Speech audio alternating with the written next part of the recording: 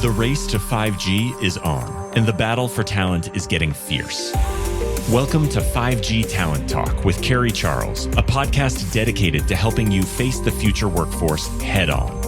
Navigate this challenging talent landscape with innovative strategies to attract, retain, and engage people in this new world of work. Only here on 5G Talent Talk with Carrie Charles, CEO of Broadstaff Talent Solutions.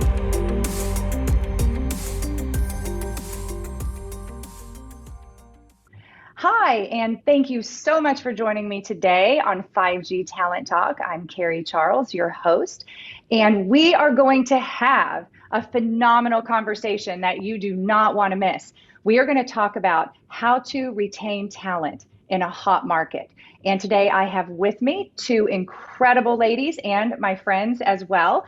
Nichole Thomas, she is the Regional Vice President of the Central Region for Dish Network. And we have Katie Flynn, who is the head of wireless talent acquisition for Dish Network.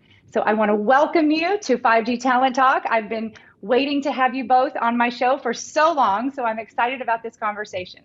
Thanks for having us, Carrie. Wonderful. So we are going to start with a place where I like to start, which is really looking at your journeys, your professional journeys, right? How you got from where you were to where you are now. So Nichole, do you want to start us off?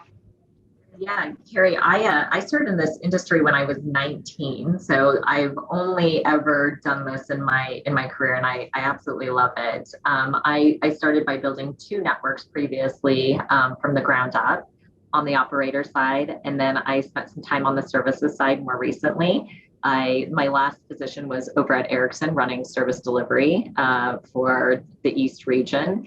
And then I came to Dish 1 year ago, actually one year exactly today. Happy anniversary. Thank you. So glad to be here. That's exciting. That's exciting. So Katie, tell me about your journey. Yeah, so I joined Dish almost 9 years ago, and it was really the wireless build that got me excited. My first day on the job was actually the day we announced we were trying to buy Sprint. So that was back in 2013. But I just knew that this journey was going to be really exciting and have the potential to disrupt an industry that had been stagnant for a long time. So that's what kind of got me excited. But I had been around the business for a long time. My parents founded Dish in 1980 before I was born. So I grew up around the business, worked in other industries and nonprofits. And then after business school, just decided that I wanted to give it a try and see if it was a good fit. And so kind of gave myself a year to say, hey, I might regret it if I never try Dish. And 9 years later, here I am. So it's been a great journey and excited to be here, and just know that the next 9 years are going to be even more exciting than the first 9. So absolutely. You know, Katie, I'm dying to know just maybe a story from your childhood with your dad, with your family. You know, it's just something that you remember.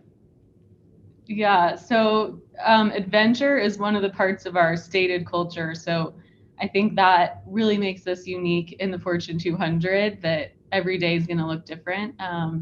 And one story comes to mind from when Dish was actually making the transition from the big 10-foot dish down to the 18-inch kind of digital, smaller dish that everybody has today. And so this pivot was pretty game-changing for the company, obviously. And in order to make it happen, we were launching our first satellite from China. So the U.S. launches, out of Cape Canaveral, Florida, were a little too expensive for the company.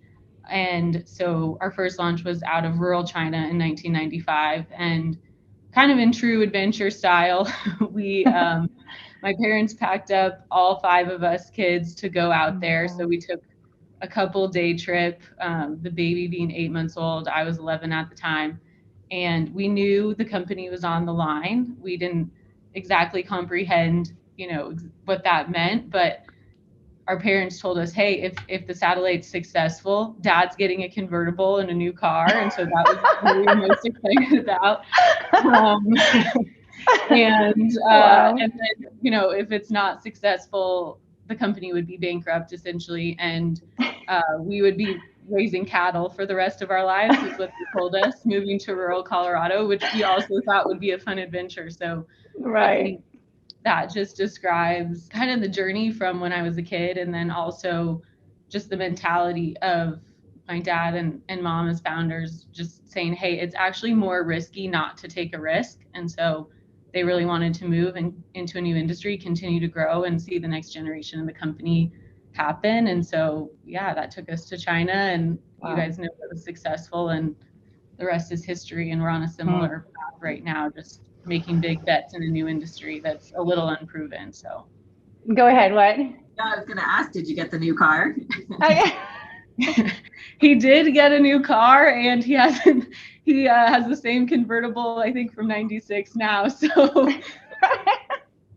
what a great story. That, I got chills when you said it's risky. It's more risky not taking a risk. And boy, that really hit home for me. And I think it's a message for everyone to hear right now, as we're embarking on the future and our goals and what's possible in our amazing industry. So that's just cool. Thanks for sharing that. I'm sure there's many more that we will talk about in the future. I love it. So let's talk about your roles, your individual roles. So Katie, let's go ahead and start with you. Tell us what you do as, the head of wireless talent acquisition. I mean, I know I work with you closely. I have now for a year and a half, and spent a lot of time in your organization. Phenomenal organization. But tell us more about your role today. Yeah, so our team didn't really start until the beginning of 2020, when it became clear that Sprint and T-Mobile would be allowed to merge, and Dish was becoming the fourth entrant into wireless. And so with the acceleration of our 5G build, we needed obviously the people. And so there wasn't exactly a roadmap at the time. And at the beginning, it was just aligning ourselves really closely with the business to understand their strategy and what they needed to accomplish. And then I was involved in just helping us figure out from a people side what that meant. And so because there wasn't a recruiting team, it was 3 recruiters when I started, we really had to 10x our team in order to support the business. And I would say now, we've been in existence almost 2 years as a team, and it's really about optimizing and managing for change. The 2 years of recruiting, one being the pandemic, and then now being one of the hottest talent markets.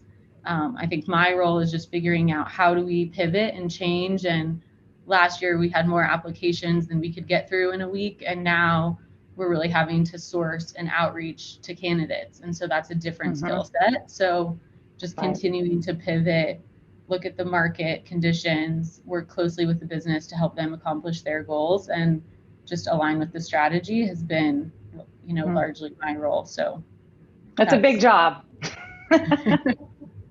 But it's been fun, and it's kept us on our toes, and that's kind of how it is in a startup. So if it wasn't the market, it'd be something else, I'm sure, that we'd be having Absolutely. Nichole, talk about your role a bit.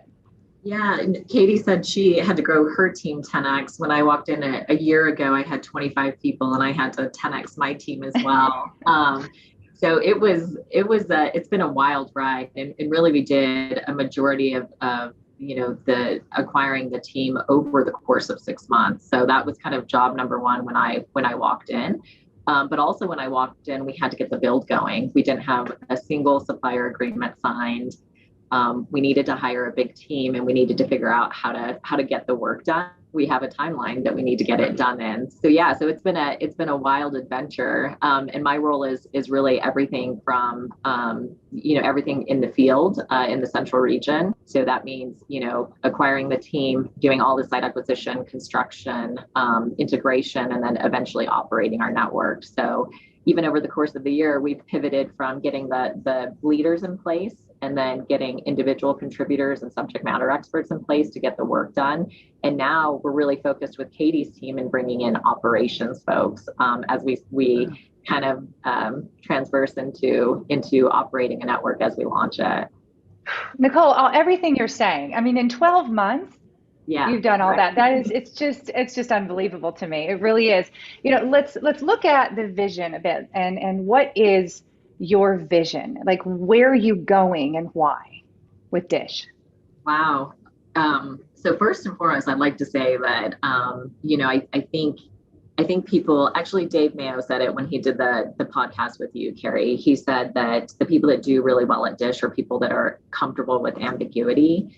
And so everything is just a little bit ambiguous. Like the nice part is we have a very clear vision. We have a very clear launch that needs to happen. And within that, we all know how to get that done, right? And we're moving everybody in that direction. And that really helps having that vision and purpose. But also there's just so many unknowns that come along with this.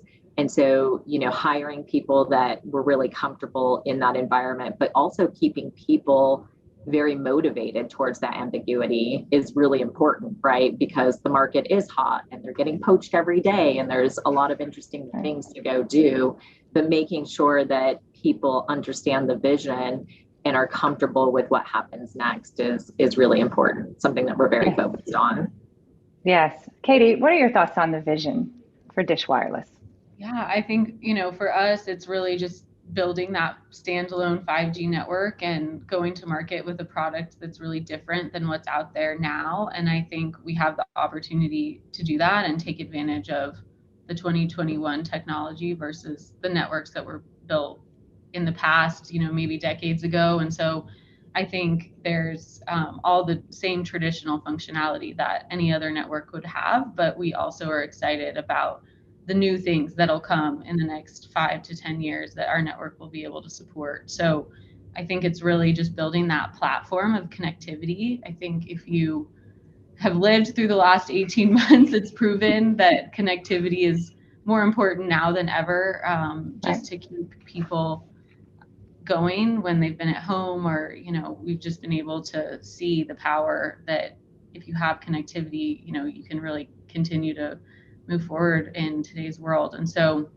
we're excited, about what Nichole said, there's ambiguity kind of on the path, but we know the destination and we have that North Star, and it's really clear the FCC has given us the milestones that we need to hit. So everyone's marching in the same direction. And then I think we're excited to see markets come online and begin to operate the network and really go disrupt. That's exciting because every time I speak to anyone, any leader or even any team member at Dish, I mean, the vision is aligned, and I hear the same message, and that's how you produce miracles. That's how great things happen. Speaking of great things happening, what were the challenges of building a team, and not just a team, but 10Xing a team in the middle of a pandemic last year? I mean, what were the obstacles and how did you overcome them to get to where you are today? Maybe you want to start? You were on the end of this. I mean, I think it started with our leaders and them really being behind the mission and understanding like this is probably the last greenfield build that's going to happen in the US. And so we were able to recruit, these industry experts and people like Dave Mayo, who have been in the industry for a long time and have the expertise. And then just their excitement was contagious to candidates. So we spent a lot of time on hiring and finding that right fit who was willing to make a move and change their career in a time of crazy uncertainty, but in a way that allowed us to bring in those adventurous people. And then a lot of perseverance. I mean, hiring is definitely an art, not always a science. And so learn from your mistakes, be willing to pivot and kind of just get back up every day and dust yourself off, even if you're not sure if you're going to be successful. So I think, we've taken time to celebrate, and that's also huge because when the task is so large, like what are those bite-sized things that are milestones along the way? And so every market that we've closed has been, a milestone. When we hired Nichole and, our last regional vice president, like that was a big milestone, getting the leadership in place for the deployment. So I think if you just look at it day by day, maybe you get discouraged, but then when you look up, after 3-6 months, we've come a long way. And so I think we're all really proud of that hard work and perseverance and just pivoting as the market changed. So. Right. Definitely. But Nichole, you've lived it too. So what are your thoughts? It was interesting, because we definitely were in the middle of the pandemic when we were, building our teams. But I think just like what Katie was saying is that the talent started coming over here and it made it real. So in some aspects, it kind of sold itself. People were in the process for a really long time because they're like, hey, I just want to come work at Dish because we know what you're doing is different. It's bringing new competition to, the marketplace. And so in a lot of ways, it sold itself. We didn't have to do a lot of convincing. And I see those people that joined the company, several months or years ago, are still here for that very reason, which is neat. Now I think we're in a bit of a different environment where everybody else is doing something. And so, I don't think many people are looking around. It's more that they're being reached out to. Because there's, plenty of work in the industry. And so, for us now, I think we've done right with hiring. I think now our focus is on retention.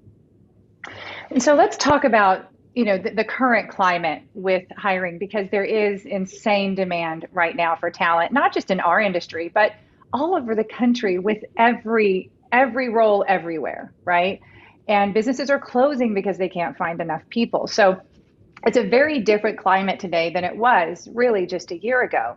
So how are you navigating this new world of recruitment where, there's the great resignation and there's, people are getting calls on a regular basis. There's just so much competition. How are you being successful inside of this? Well, I can start from the hiring side. I think for me, it's really just about being transparent with candidates at the very beginning so that they understand that it has to be a good fit on both sides. And we are looking for that person who will fit the culture and will stay with us long term because of our crazy tight deadlines. We know turnover costs money, but in our case, the bigger risk is time of bringing on a bad hire and then having them leave maybe after 6 months and then taking time to replace them and get that person up and trained.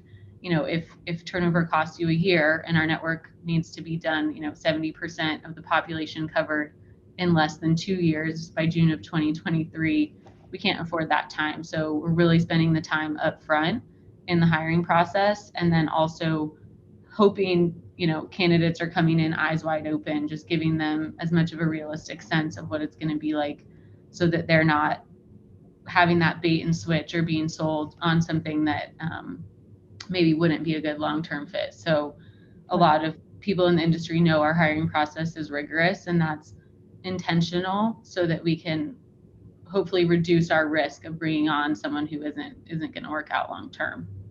Mm-hmm. I get so many compliments from candidates and employees that have joined us of Katie's team. Our recruiters are endlessly patient with just answering questions and, making sure that people fully understand the job. And then the way that we, vet candidates is they have to talk to everybody, including, myself and senior leadership. And so I think that patience has really paid off because I agree with Katie. We're very transparent about what it's like to work here. And we make sure that is a fit on our side and their side. And I think that led to a lot of good success for us. I was reading the other day something from the Harvard Business Review that said 80% of turnover stems from bad hiring decisions. So this goes right in line with what both of you were saying, that the cost to, this could cost the company 5 times this person's salary, but even more importantly, which is what you mentioned, Katie, and, was time, right? The time you lose is crucial. So, looking at retention, okay, let's get into solutions here. What can we do? And again, we don't have all the answers. I mean, I know that part of this is really just, doing the best you can. But we, let's talk about some potential solutions to see if we can help, the audience and people that are listening and leaders that are struggling with this same issue.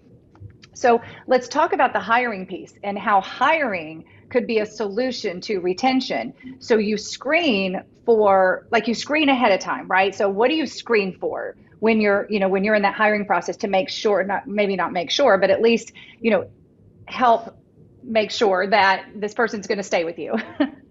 Yeah, I think for us, it's culture. And so that really starts with knowing who you are as a company and what type of a person is going to be successful.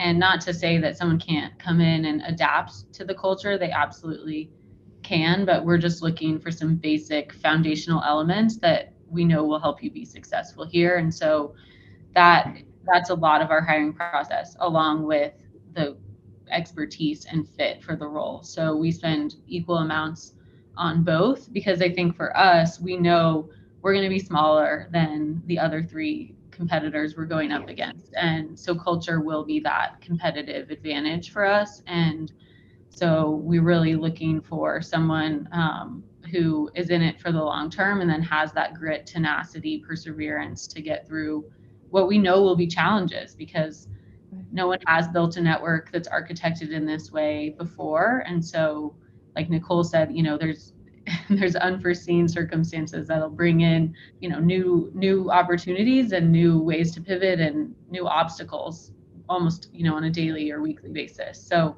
I think that can help you with your retention if you have people who are committed to the mission and the vision, and then also kind of fit culturally where they're aligned with how you want to work and why. And so those are the two culture pieces that I think are a little less tangible sometimes, but equally important. Right. I appreciate that we over-index on culture. This more so than any other company that I've been at. We really do make sure that people fit the culture. And so we often hire for not only experience, because we have a lot of that, but we also hire for potential, which is amazing. So we've had new people come into the industry, nurses, people that are just retiring from the military, police officers, somebody that is not your traditional industry candidate. But those people have come in and I've been astounded. We've already promoted some of them just in the year that I've been here. So, culture is everything. And I agree with Katie that at the end of the day, that's going to be our competitive advantage. Mm-hmm. You said some of these people have already been promoted, and we find in staffing that one of the number one reasons why people leave companies is they don't have or they don't see the growth and development. So tell me a little bit about the growth and development opportunities at Dish, and how do you make this career path available for people and get them excited about that growth and development? Yeah, one thing I think we do really well is make sure that people know how to fish for themselves, right? There is endless, boundless opportunity here, right? There's so much to do. And so a lot of it is just people raising their hand and saying, hey, I can do more, and then creating that pathway. So we put a lot of emphasis on leadership and making sure that leaders and mentors are advocates for our team members. And we think that that's the best way for people to, create opportunities for themselves. Because again, I've seen us create positions that didn't exist before because it made sense. And so while we definitely focus on career paths, we also just really focus on, you own your destiny too. And there's endless opportunities here. You own your destiny. So true. So true. Katie, what are your thoughts? Yeah, I agree with Nichole. Those people that are getting promoted are the ones who have seen an opportunity or seen a gap. And instead of, maybe complaining about it, they've just raised their hand and said, I'm going to fill it. And then once that becomes part of their job responsibility, it's obvious, they're ready for the next move. And so also in the hiring process, we've brought in people that we really think can scale 1 or 2 levels. We know we're growing fast, and the team that we have today is smaller than the team we need tomorrow. And so we at Dish really have a culture of promoting from within, and we didn't have all the wireless expertise we needed, which is why we had to go out and hire from the external market a lot over this last year and a half. But I think as we brought in more talent, I'm excited to see continued promotions from within the people that are here. And it's not always, even in my story at Dish, it's not always like the next move up. Sometimes you take a lateral position, learn a new skill set, and then that helps you grow into that next role. So it doesn't always look the same for every person. And we're pretty open-minded about, even in my story, I started my career at Dish in marketing and sales and then moved into the HR space. So I think, you take that knowledge and it helps break down silos also, because you have the relationships from the other parts of the organization, and then you're able to look at things with a little bit different perspective. So I think we really we really like that career movement, and we've seen a ton in the past year, which to me is success if we can promote, the next market general manager from within our ranks versus having to go out and hire someone, which I think we've been able to fill a lot of those MGM positions internally, which, to me is success. So huge success. Huge. Do you have something else, Nichole? Yeah, no, I was just going to say, the other thing that I love is, we the industry vets that have been doing this for 20, 30 years, what I see is they love mentoring the new folks, the new entrants. And I think that is really breathed some life into them too. So it's really cool. People that you've worked with for a long time, they're different kind of leaders here. They're different kind of coworkers. And so I also think that mix is just making it really special. And honestly, there's not a day that goes by that somebody doesn't tell me, hey, this is the best team I've ever worked on. So I think that that's really neat. I think everybody is feeling fulfilled from just the mix of people we're getting.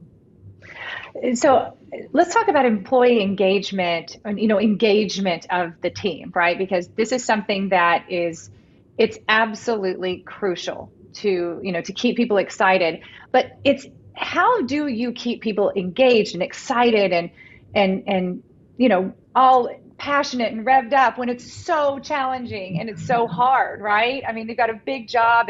There's a lot to do. There's some obstacles in the way. How do you keep people focused on the mission and engaged and excited? Wow. This is something I think about all the time. And I have a lot of sensitivity because so many people here have great ideas and we're so busy. So I work really hard to be accessible and we make sure that all the leaders are accessible, including our senior leadership. The challenge could be is that we could be doing too much when we really need to be focused on our build. So I try to be a little bit, strike a balance of that. But honestly, as a leader, I enlist other leaders and other team members to help with grassroots movements. And that's really cool. So we actually, we will take a problem, we'll throw it out to a chat of a couple hundred people and we'll say, hey, what should we do here? And actually we have Dish Cares, which is a charity function that we have inside Dish. And we threw it out and we said, hey, can you guys kind of help form yourselves and do something? And so they totally just, had a representative from each of the markets and they, created a movement. And now we've done a lot of community work in our communities for the markets that we're building. And even coming up, we have a cross-regional competition around a toy drive that we're going to do. So a lot of you see people just really flourishing and maybe they're an individual contributor, but they love taking on those stretch assignments kind of outside of their core duties. And they get to engage with other people. And you see that engagement's really high and you see that they're excited because it's not just about the work. It's about the people that you get to deal with and the exposure that you get here. Love that. That's my motto. It's not just about the work, it's about the people. So Katie, what are your thoughts? Yeah, I think for us, just one other thing in addition to what Nichole said is we've kept the organization pretty flat. And so I think our team, we try to kind of lift our heads up and have a chance to learn something new or see a part of the organization maybe we don't work with on a regular basis. So whether that's like our head of cloud coming in and talking once a month just on what we're doing that's new in the space, or someone from product or a leader that's been at Dish for a long time. We just had someone who's spent 25 years here and he was able to kind of explain how, when the phone rang and someone asked him to take a job somewhere else, like why he stayed. And so I think just hearing those stories and understanding the big picture also helps when you get into that tough day and you're meeting obstacles. And so I think that's something we've actually done pretty well, but those chances to continue to learn and grow as an employee are also important for engagement because we hire for ambition. And so the people here are excited to continue to grow and contribute and make it to the next level, take on more responsibility. So as leaders, I think we have to help them not just focus on the day-to-day, but also get outside their own kind of responsibility and think about their own career development and have access to different paths and ideas as well. So yes, that's fantastic. I want to talk about remote work because there's this great shift, obviously, that happened to remote work with COVID, and, now some companies are going back into the office, some companies are staying remote, some companies are going hybrid. There's just a lot of chatter around that. So why is it important for Dish Wireless team members to work together, like in person or in an office? Yeah, I can start. So I think we are building a team, as you've heard, very quickly. And so it's different than when you're an established team and you have those relationships and ways of working. We're all still getting to know each other. We are trying to grow and scale our employees, to move up 1 or 2 levels in a short amount of time. And so that in-person collaboration and development has really been a key to the success and honestly the milestones we've hit up until this point. So I think we've intentionally chosen a strategy where like the industry is kind of zigging and we're zagging. So we're definitely different in that way. But if you want visibility from your leaders, if you want that in-person collaboration, and I know as a leader, even for me, like I see my employees face, someone comes into the office and I can tell, oh, they had a really rough day or they're having a rough night last night. I can support them in a different way than if they're on camera or, not, or just behind the phone. And so I think there's a lot of intangibles, and because we're moving so fast, a lot of our work does get done kind of on the side outside of scheduled meetings. It's those informal, hey, can I check on this? Or I stopped by, I had that idea, that you just don't get if you have to schedule everything and you're really in a remote environment. So we know it's different, and we know it's something that makes us unique. But again, we're trying to do with one person maybe what the big carriers are doing with 10 or 100. So any efficiency or that we can get, we're taking advantage of. That makes sense. You're so right, Katie. I think it's about that human connection, and I think we underestimated how much that was needed. I love going to the office every day, and I also actually travel to every single one of my markets every week, and those just being able to talk to somebody outside of a 1 hour scheduled call has made me make different decisions just for me personally. And I know that that's happening in the office every day, and it's not for everybody, but the feedback, that we get consistently is like, hey, it's really good to be together. We know each other really well. We trust each other really well. And that trust, I think, is helping us to go really fast. But I think, Nichole, you guys just had a really challenging situation on your team. And I think maybe just if you can touch on that and like the importance of how you were able to help support. Yeah, no, thanks for bringing that up, Katie. We had a really unfortunate and unexpected death of one of our beloved managers in one of our offices. And I told my manager that had called me to give me the news that every time he calls me now, I have a little bit of PTSD, because just hearing that news was just so crushing for them and for the team and for their family. And so, we did all of the right things as a company. We, provided them counseling and things like that, but it was more about being together. I literally jumped in my car and drove the couple hours to go be with that team. We gave everybody the option to go home that day. And honestly, about 95% of the employees stayed in the office, and we talked and we ate and, just tried to be there for one another. And we're really destined to keep his memory alive too, because he made such an impact to us in such a short amount of time. And so in this last week, we had another office, our Oklahoma City office, actually dedicated their conference room and renamed it to our manager. And so it's forever going to be our J-Wen conference room. And then in addition, 2 other offices named a cell site after that manager. And so we're really destined to keep the memory alive. He would be tickled to see how far we are, and he's going to be very much with us as we launch the network. But I think it goes back to connection and being there for each other. And I see that team doing so well. They're making their numbers, their goals, right? Because they even more so just want to be there for one another. And I can't say how proud I am of them individually and of the leadership that has taken place over that.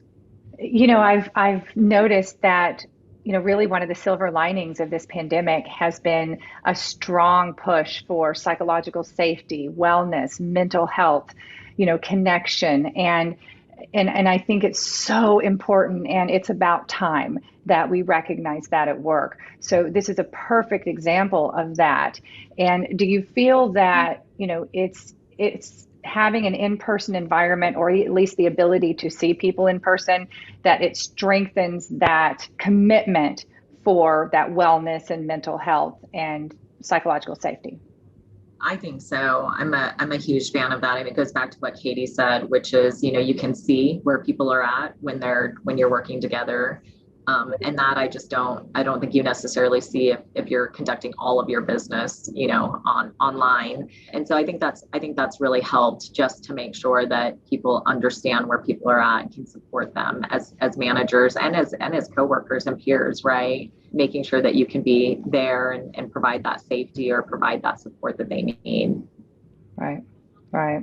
And I think too, just the recognition that all of us are dealing with a lot outside the office. And so I think when you have that body language and you can see maybe someone comes into your office to talk about something work related, but you can tell, hey, they need to just share a little bit outside. I think that has really been a big role for all leaders this past year, and just listening and helping support people through their unique challenges.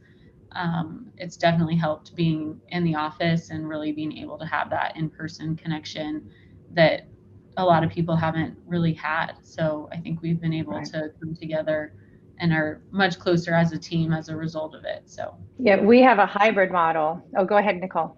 No, I was just going to say, I heard recently that, they said that, the workplace should be almost better than your home life, right? Which is such an incredible responsibility to take on. But, coming to work and being able to provide relief, making it a good environment for people is something that we think about all the time. We don't always succeed, right? But it's something that I think we should aspire to, for sure. Oh, absolutely. And making it a good environment. I was just going to say with our hybrid schedule. So we have Tuesday, Wednesday, Thursday in the office, and then Monday and Friday remote. And, we're running out of space for people here. Everybody wants to be in the office. So they're all asking me for bigger office space, more desks. We all want to be there. And it's so interesting how we went from, so many people wanted to be remote. Now nobody wants to be remote because they love being together so much. So it's been an interesting, I know, it may not work for everyone, but boy, this has been an interesting learning experience for us. And it's awesome. I mean, I'm in the office now with everyone, and it's just, it does make a difference. It was my birthday and I came in and my entire office is decorated and there's just balloons and stuff everywhere and everybody's present. And, it's just different, right, than having that birthday celebration online. So anyway, I appreciate those comments. And something else I wanted to ask you is that women have left the workforce by the millions, just really over the past year and a half. And this is something that is a crisis, and we need to support women to get, back in the workforce, and just support women, period, that are already in the workforce. So how do you really support women as leaders, team members at DISH? And I know, Nichole, that I had heard that you started an employee resource group specifically for this purpose. So I just wanted to address this a bit. Yeah, absolutely. Something obviously that is probably pretty personal to the three of us here, being women. But no, we actually started an employee resource group for our wireless division, which was already attached to an employee resource group that existed at DISH. So we're women in wireless. And it was a group of core people that just said, hey, we have a need to raise our visibility. And so that's actually our core mission, is just to raise the visibility and the profiles of women in the organization, so that we understand what they need in order to continue to progress their careers. And I see it across the board. I mean, this is probably the most talented, passionate group of women that I've worked with. And they're kind of hungry for that. And so, throughout the experience, we're starting to understand what they need to be successful here in the workplace. And so that will be something that we'll take on, and it's certainly in its infancy, but I think all the women here understand the opportunity that's available here at DISH, and that's exciting for them. Love it. Thoughts, Katie? I can add too. I mean, I think I'm a mom of 3 and then have one on the way. So I think, there's definitely unique challenges that women are facing. And I think, Carrie, we're seeing women leave the work environment just because oftentimes like there is that kind of unbalanced burden of caretaking on women. And so it is tough, especially right now as the caretaking responsibilities have increased in every family, specifically for women. So I think we're trying to balance that with the crazy ambitious goals we have ahead of us. And I think for me, it just starts with supporting the women that we currently have, and then making sure that we can retain them and work to find solutions that are going to help both them succeed and then also the company be successful. So we're bringing visibility, we're sharing stories, hearing how others have done it. I mean, it's a personal passion of mine as well. I think we're one of a handful of Fortune 200s that have a female co-founder, so we have really strong women in the organization. And just how do we rally around each other, be each other's advocates, support, and I'm sure that there'll be things that we need to change and do better. But for me, it just starts with taking care of the people that are here and giving it their all every day and making sure we can be successful together. Well said. Well said. So I've also heard that people don't leave companies, they leave bosses. So let's talk about leadership for a minute. The leadership at Dish Wireless, it's obviously a crucial piece of retention. I mean, it really, really is. So would you say that there's similarities among the leaders, or, is everyone a bit different? Is there a particular leadership style that you like to hire for or encourage? I can start. One of the things that I love about being on Dave Mayo's team here at Dish is he really hired for just unique skill sets. So some people are really even in his direct leadership team. Some people are very technical. Some people are very deployment focused, very operations focused, or some people are just passionate about certain causes. And so I really see that he leverages all of those skill sets, and it's fun to work across the table with people like that. I am very focused on recognition. I have another here who is really focused on making sure that we give good feedback, so that way we can continue to grow people. And then technical development, things like that. So I think all of those things are so helpful. I think having diversity in thought, how we utilize our people in our leadership is really helping to make a more well-rounded organization. And I think, again, it comes down to culture. I think that's going to be the secret sauce going forward. Do we have a long ways to go? Absolutely. We always do. Leadership's a journey, but I know that everybody's heart's in the right place and really working to develop that. Interesting. Katie, any thoughts there on leadership? Yeah, I mean, I think everyone here is pretty results oriented. So that's probably the glue that keeps people together is that satisfaction of accomplishing a tough goal. But I think there's also a lot of different perspectives. And we have, if you look at the broader team, people who come with wireless expertise or maybe spent their whole careers in wireless, and then people from other industries that are bringing that diversity of thought. And a lot of what we're building is in software, not hardware. And so, we have to intermingle some people from the startup world or that have that cloud expertise, not in wireless, with the traditional expertise from wireless. And so I think the leadership looks different a lot across the board, but it is kind of that results that's motivating everyone that keeps us together. And I think we have a really strong team in terms of leadership. And so I'm excited. I get to learn from them every single day because I know it makes all of us better. Yes. You are making history right now. It's exciting. And in fact, this had to be some record that was set around the globe, is how many people that you've hired. You've hired hundreds of people just in the past year. And, it's how many people is it, Katie, now? We hit our 1,000th hire, I think, in September. So, I mean, there's definitely bigger numbers out there compared to, a lot of our competition. But I think, again, it's like that specific mix that we're looking for. And bringing on people that really want to stay for the long term and help us through 2023 at least see these goals through. So yes. Any final thoughts? I mean, there's vision, there's adventure, there's excitement, this is happening. It's happening, and it's in motion. And, we all know that you are going to get there. You're going to get to the peak of the mountain, and we see it. And it's just, I'm so excited that I'm going to get off this podcast and just go change the world, so it's been so inspiring. Any last thoughts before we close? I would just say, I think one of our executives, when he came on, just said Dish is still the best kept secret in wireless. I truly believe that. I think our story is just starting to be told. And so, I feel like we're more excited about the future, and that's what's getting us up in the morning. But I think what we're building is really special, and we haven't gotten out there and told our story enough yet. So stay tuned, but we're starting to get out there more now. And in 2 years, we'll have a nationwide network up and running. So it'll be an exciting journey. Love it. We're a show me company. And I think we've built a ton of momentum now. And so I feel like we're just getting to the part where we are telling that story, because we know we're going to get it done. And it's super exciting. And I think everybody that's here is here because they don't want to do the same old thing in the industry.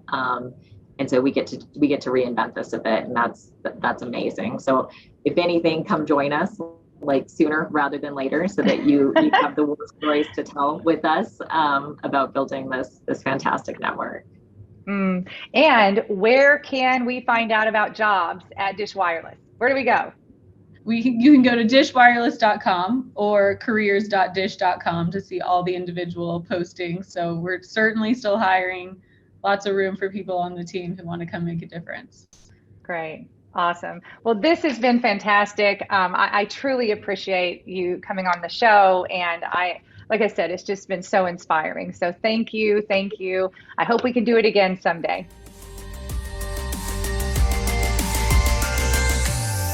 Thank you for listening to another informative episode of 5G Talent Talk, brought to you by RCR Wireless News, Telecom Careers, and Broadstaff Talent Solutions. As we advance into the future, we promise to bring you the resources you need to navigate this ever-changing landscape of 5G to help you attract, retain, and engage people in this new world of work.